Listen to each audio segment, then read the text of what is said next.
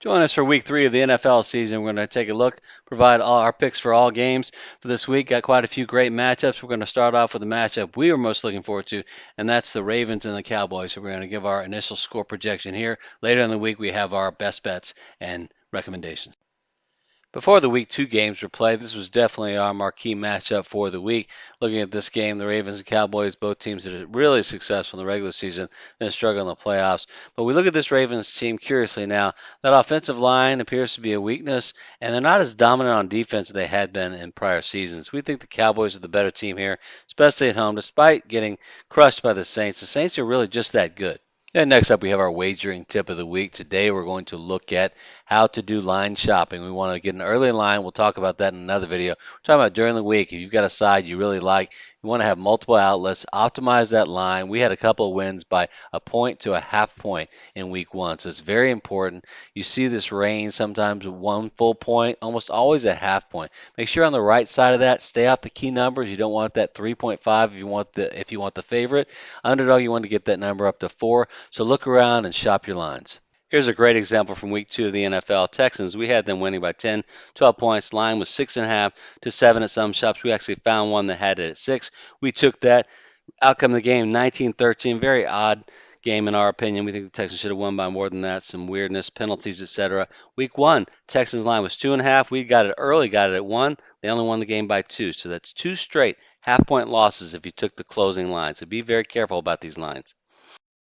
And speaking of the Texans, they have to travel to Minnesota to face the surprising 2-0 Vikings, who really impressed with that victory over the 49ers on Sunday. But how healthy is Justin Jefferson? Not sure his injury status. That's definitely a concern because you have to say he's the most talented offensive player on the Vikings team. We also don't think the Texans have quite shown their full strength quite yet. Curious to see if Joe Mixon has recovered from the injury. He looked like he was okay at the end of that game. We like the Texans here in a narrow victory, 21-17.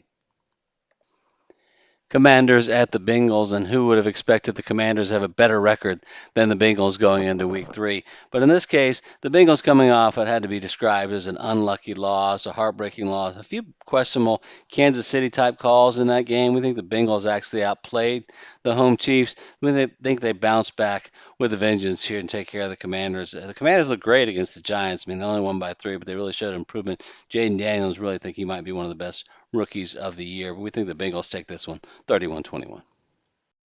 And before we continue, if you would, just join our channel. And if you like this video or find it useful, like it and then subscribe. We provide weekly NFL picks, highlights, and sports travel. Thank you. Chiefs at the Falcons, and as we just mentioned, the Chiefs coming off what we think was a lucky win. In fact, 2 in a row. If you look at the Ravens game, how they won literally by a toe. Going into play Atlanta, obviously Kirk Cousins hasn't quite clicked yet with that Falcons offense, but this is one of those spots, and we're going to make this pick based on our rules. Teams coming off a lucky win on the road. It's a tough spot. It's an underdog spot. We're going to take the underdog Falcons here, 24-21, because we think the Chiefs will have a bit of a letdown. Broncos at the Bucs, and don't look now, but 2 of the best teams in the NFC come from the NFC South, the division we rated as the weakest overall in the NFL. Well, you never know, right? Now it's only 2 games in the season. Broncos don't look like they're going anywhere anytime soon. We think the Buccaneers take this one 24-10 over the visiting Broncos. Panthers at the Raiders. We really did believe Bryce Young was going to come back and improve upon a disastrous rookie season, but he hasn't. Looking at the statistics from yesterday, I think it was 18 completions for about 80 something yards. That's terrible. Panthers just really have nothing. We think they should move on to the backup Andy Dalton. We like the Raiders here 21-14. Really shocking win at Baltimore. We had said earlier we thought this was a team we would bet on all year and we'd get good value as an underdog. Bears at the Colts. Both these quarterbacks have a lot of potential and a lot of question marks. And we're most concerned really about Anthony Richardson. We saw Caleb Williams improve from week 1 to week 2. Didn't do much in week 1, but they still won. Anthony Richardson almost single-handedly cost the Colts the game against the Packers. 3 interceptions when you're going up against the backup. We think that what the Bears did at the Texans far more impressive. We like the Bears to take this one at Indy 28-24. Eagles at the Saints. If you watched our first preseason video, we had picked the Saints to win the NFC South. Got nothing but hate in the comments. I mean, serious hate. We're high on the Eagles. We thought they were the best team after week 1 for what they did against Green Bay. But then watching what the Saints did against the Cowboys, Back-to-back games, just sheer offensive dominance. We have to take the home Saints here over the Eagles. We think it'll be close. We think the Saints are on a roll. We don't think the Eagles can stop them. Think the Saints defense might even be better than the Eagles. Lions at the Cardinals in week 2. The Cardinals look like the Super Bowl favorites, not the Lions. They look like the fourth place team in their own division as they lost to the Bucs at home. We look at this one and we have to think week 2 was an anomaly, at least for the Lions, if not the Cardinals. We think they've got more talent overall. We think even going on the road should be the Lions, the silver and blue, taking this one 28-21 over the home Cardinals. Chargers at the Steelers, basically a battle of offense against defense. Who's going to win out? We think the Steelers have been very impressive with what they've done with their pass rush, going against two somewhat immobile quarterbacks and one being a rookie. But that pass rush being relentless, and when they've got on the back end too with Joey Porter Jr., we think that's going to be enough to give Justin Herbert some grief. And we like the Steelers taking this one 21-17 in a low-scoring game at Pitt.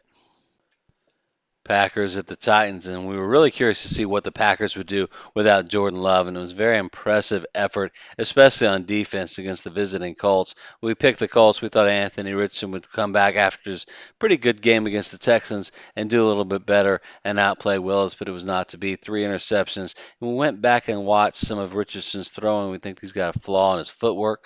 That's led to a lot of those interceptions. But the game prediction here would really be contingent upon whether Jordan Love plays or not. We're going to assume he does not and pick the Titans. We think they're due to win here. We put the asterisk there for that very reason. Check the injury reports. If Jordan Love's going to play, go ahead and pick the Packers on this one. Same score, different side. Jaguars are the Bills, and of all the teams that have made adjustments between last year and this year, I've been most impressed with what Buffalo's doing. Because we talk about Josh Allen all the time, we pick on him a little bit, we compare him, we call him the modern day Brett Favre, and that's both a compliment and an insult. Got all the talent, skill, arm strength, throws a lot of interceptions. What are they doing this year? Running the ball more, controlled passing game, low risk passes. They're looking great. So we like Buffalo to continue, take care of Jacksonville at home. The Jags are really struggling. They should have beaten Cleveland at home, and they didn't do it. And then they let a winnable game at Miami also slip away. Speaking of Miami, of course, the big concern is Tua and his injury. That concussion cost him the season. Could he face an early retirement? We're not sure. We think even had Tua been playing in this game, this is a tough ask for the Dolphins. This is one of the furthest flights you can make across country, all the way southeast, far northwest. Seahawks are looking good. Kind of escaped with a victory at the Patriots. That New England team they're no slouches, especially on defense. So we like them to take care of the Dolphins here, 31-17 with that really tough 12th man crowd. 49ers at the Rams, and it's odd. This game sometimes becomes like a home game for the 49ers with their national following. Of course, it's in the same state, right? You have a lot of traveling San Francisco 49er fans, but they're everywhere, like Pitt fans. But looking at the Rams with their injuries, Nakua is out, and we think that Cooper Kupp sustained an injury against the Cardinals. We like the 49ers winning here 28-17 over the home Rams. We think they're going to bounce back from that disappointing game at Minnesota.